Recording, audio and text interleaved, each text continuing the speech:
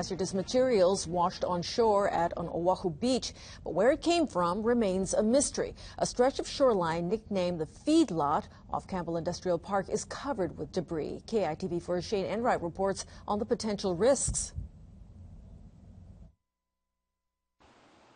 The rocky shoreline along Campbell Industrial Park catches all types of debris.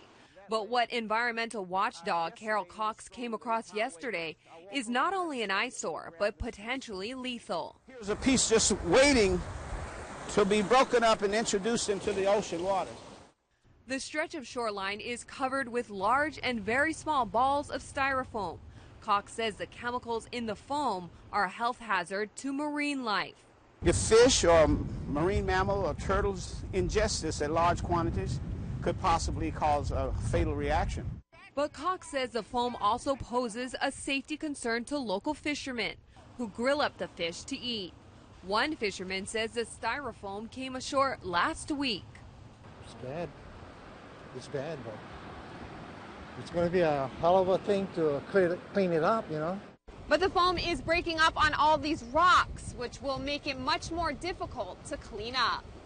Today you can see the tide just spread it all over the place now. So I would think the longer you take, the worse it'll get. Cox believes it's impossible to remove all the foam and says there's no telling how far it will reach before it is cleaned up. Some of the foam is attached to broken pieces of concrete slabs, which are also washing on shore. And this appears that it was a walkway on a marina. He says it is likely part of the floating docks from the Ke'ehi boat harbor that were destroyed during the 2011 tsunami.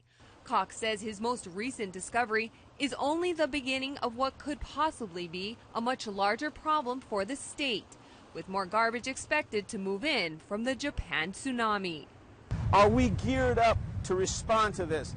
The answer is no, because if this creeps in as it did and lay here for days and go undetected and only by accident, then I don't believe we're ready.